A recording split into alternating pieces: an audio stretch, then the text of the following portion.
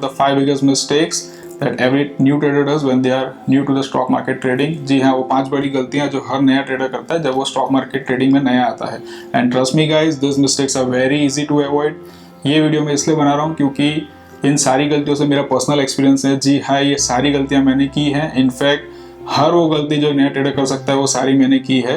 And मैं अपनी गलतियों से सीख के कंसिस्टेंट और प्रॉफिटेबल ट्रेडर बन पाया हूँ। लेकिन मैं नहीं चाहता हूँ कि आप भी अपनी गलतियों से सीखें। आप मेरी गलतियों से सीख लीजिए, काफ़ी टाइम आपका बचेगा, काफ़ी पैसे बचेंगे और आपका एक जो सक्सेसफुल ट्रेडर होने की जर्नी है वो काफ़ी स्पीडअप हो जाएगी। And guys, I hope you find some value out of this course. मैं हमेशा यही कोशिश करता हूँ कि आपको पूरे एक अच्छा कंटेंट प्रोवाइड कर सकूँ ताकि आपकी कुछ हेल्प कर सकूँ। तो प्लीज़ इस वीडियो को लाइक, शेयर और सब्सक्राइब करना मत भूलिएगा। And for now let's get started. Mistake number 1, jumping into the markets too early. दोस्तों, इस मार्केट में सबसे बड़ी गलती जो ट्रेडर्स करते हैं वो है jumping into the markets too early. इस मार्केट को अच्छी तरीके से समझे और जाने बिना ही लोग इसमें कूद जाते हैं, डीमैट अकाउंट खोल देते हैं और उससे फंडिंग कर देते हैं और बाय और सेल करना शुरू कर देते हैं। दोस्तों, ये शेयर मार्केट नहीं, ये शेयर मार्केट है। जब तक आप इस मार्केट के बिहेवियर को अच्छी तरह नहीं समझते, इसमें अपॉर्चुनिटीज़ कहाँ मिलती है वो नहीं समझते, मार्केट कैसे ऑपरेट होता है, ये सब समझे और जाने बिना ही आप इसमें कूद जाएंगे तो ये शेयर आपको काट ही लेगा। स्टॉक मार्केट में ओवर कॉन्फिडेंस और नॉलेज बिना ट्रेड करना बहुत ही बड़ी बेवकूफ़ी है दोस्तों। इसमें आपका बहुत पैसा डूब सकता है। क्या आप स्विमिंग सीखे बिना डीप स्विमिंग वाटर में स्विमिंग करने जाते हैं? क्या आप ड्राइविंग सीखे बिना गाड़ी चला के हाईवे पे निकल जाते हैं? लेकिन दोस्तों, इस स्टॉक मार्केट में लोग बिना ही कुछ सीखे समझे कूद जाते हैं और ट्रेड करना शुरू कर देते हैं। मेरे स्टार्टिंग के दिनों में मैं खुद ये गलती कर चुका हूँ और उसकी बहुत बड़ी पेनल्टी चुका भी चुका हूँ। तो आप प्लीज़ इससे मत चुकाइएगा। आप पहले सीखिए, जानिए और फिर ट्रेडिंग करने आइए। इस मार्केट में सर्वाइव करने के लिए आपको फंडामेंटल एनालिसिस और टेक्निकल एनालिसिस आना बहुत ज़रूरी है। डरिए मत, मैं कोई कोर्स नहीं सेल करने में यहाँ पे, मैं सिर्फ आपको सच बता रहा हूँ। मैं आगे ऐसे वीडियोस बनाऊंगा जिसमें मैं थोड़ा एनालिसिस करना काफ़ी हद तक आपको सिखाऊंगा और उसमें से भी आप काफ़ी कुछ सीख पाएंगे। तो जब तक आप पूरी तरीके से खुद एनालिसिस करना ना सीखें, अपने पैसे इस मार्केट में मत लगाइएगा। तो आप जब तक खुद एनालिसिस करना नहीं सीख जाते हैं, प्लीज़ इस मार्केट में पैसे मत लगाइए। बहुत लोग तो टिप्स बाय कर लेते हैं, कभी कोई टीवी पे देख लेते हैं कि एनालिस्ट ने बोला ये बाय करना चाहिए, उसको बाय कर लेते हैं और फिर पछताते हैं। दोस्तों, इतना आसान नहीं है इस मार्केट में पैसा कमाना। अगर इसी तरीके से मिल सकता तो हर एक वो बंदा है जिसके घर में टीवी है, उनने करोड़ों रुपए बना लिए होते स्टॉक मार्केट से। Mistake number 2, trading without a stop loss. जी हाँ दोस्तों, जब न्यू ट्रेडर्स इस लाइन में आते हैं और वो कोई ट्रेड ले लेते हैं, वो ट्रेड उनके अगेंस्ट चला जाता है, मतलब लॉस में चला जाता है, तो वो एक सही जगह पे उसको स्टॉप लॉस करके काटते नहीं है और लॉस बहुत ही बड़ा करते हैं। उन पे एक साइकोलॉजिकल और इमोशनल बर्डन इतना हो जाता है कि वो उस लॉस को एक्सेप्ट ही नहीं कर पाते हैं। स्टॉप लॉस होता है दोस्तों आपकी ट्रेडिंग कैपिटल को एक बड़े लॉस से बचाने के लिए। कोई भी नई ट्रेडिंग पोजीशन ओपन करने से पहले आपको एक फिक्स स्टॉप लॉस पहले से उसका रखना बहुत ही ज़रूरी है। अगर आप स्टॉप लॉस बिना ट्रेड करेंगे तो आपके पूरे महीने की कमाई एक गलत ट्रेड ही साफ कर सकता है। दोस्तों, स्टॉप लॉस बिना ट्रेड करने की मिस्टेक हमें कभी नहीं करनी चाहिए, क्योंकि कितना भी बड़ा टीवी एनालिस्ट हो, कोई बहुत अच्छा खुद एनालिस्ट हो, कोई बहुत अच्छा ट्रेडर हो, वो 60 to 70% टाइम्स ही राइट होते हैं और जो 30 to 40% टाइम्स आप रॉन्ग होंगे तब ये स्टॉप लॉस होएगा तो आपके कैपिटल को एक बड़े लॉस से वो बचा लेगा। Mistake number 3, adding to a losing position, मतलब एवरेज करना। This is one of the most common mistake that every new trader makes. मैंने भी ये गलती की हुई है दोस्तों। एक लूजिंग पोजीशन में एवरेज करना मतलब आग में पेट्रोल डालने बराबर का काम करता है। न्यू ट्रेडर्स अक्सर कोई लूजिंग पोजीशन होती है उसको सही टाइम पे स्टॉप लॉस करके काटने की जगह उसमें और इन्वेस्टमेंट बढ़ाते जाते हैं। सपोज कि आपने कोई स्टॉक बाई किया 500 रुपीज़ के रेट से और वो गिरता गिरता 450 रुपीज़ पे आ गया, तो आदमी उस जगह पे स्टॉप लॉस करने की जगह वो और इन्वेस्टमेंट बढ़ा देता है और उधर से एवरेज डाउन करता है। वो उधर से और बाय कर लेगा और अपनी एवरेज 475 कर देगा। दोस्तों, एवरेज करने से काफ़ी बार आपको थोड़ा लॉस रिकवर भी हो जाएगा, लेकिन एक गलत ट्रेड जो गिरता ही जाएगा तो आपका पूरा ट्रेडिंग कैपिटल साफ कर देगा।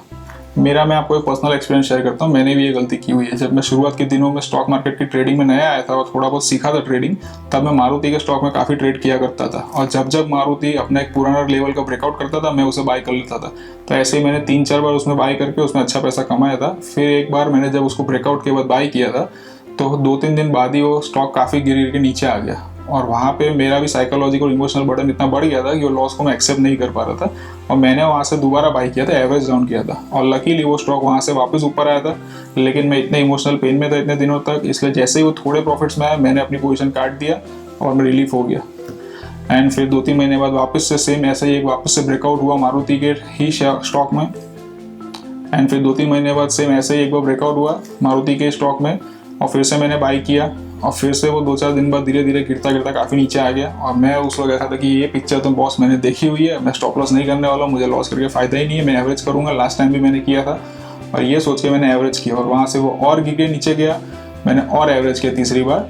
और फिर दोस्तों एक टाइम ऐसा आया कि मुझे मेरे ब्रोकर का मार्जिन कॉल आ गया, क्योंकि मेरी दूसरी पोजीशंस भी काफ़ी ओपन पड़ी हुई थी और वो स्टॉक इतना गिर चुका था, उसमें लॉस इतना बड़ा था और मेरे पास मार्जिन नहीं था, तो मुझे फोर्सफुली उसे कट डाउन कर ही देना पड़ा लॉस में।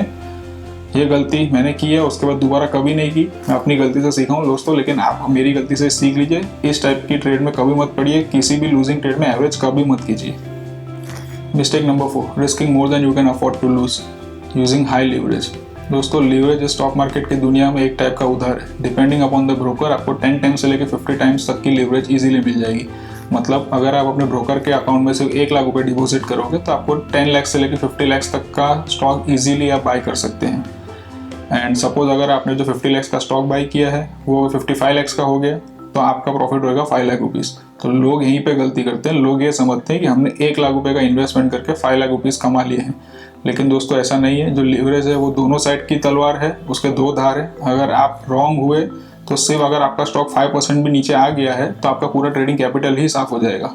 तो दोस्तों प्लीज़ लीवरेज को यूज़ मत कीजिए, बहुत हाई लीवरेज यूज़ करते हैं लोग। एक स्टैटिस्टिक्स है दोस्तों कि 30% of the traders with in 3 months 90 days के अंदर 30% of the traders high leverage use करके अपना कैपिटल पूरा साइफ कर देते हैं। न्यू ट्रेडर्स ये समझते नहीं हैं कि वो जब हाई लीवरेज यूज़ करते हैं तो वो कौन से इमोशनल रोलर कोस्टर की टिकट्स बाय करते हैं। दोस्तों जब आप हाई लीवरेज यूज़ करते हैं तब आपके इमोशंस डबल, ट्रिपल या 10 टाइम्स भी हो जाते हैं और आप कभी भी एक सही डिसीजन लेने के लायक ही नहीं बचते हैं।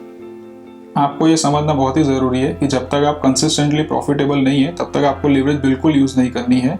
बहुत लोग ये समझते हैं, न्यू ट्रेडर्स जो होते हैं ये समझते हैं कि लीवरेज उनके लिए एक बेनिफिट है जो उनको जल्दी पैसा कमा के देगा, जो उनको बहुत ज़्यादा प्रॉफिट्स करके देगा बहुत शॉर्ट टाइम में। पर दोस्तों ऐसा होता नहीं है एंड एट दी एंड वो अपने अकाउंट्स हमेशा स्वाइप कर देते हैं, पूरा खाली कर देते हैं।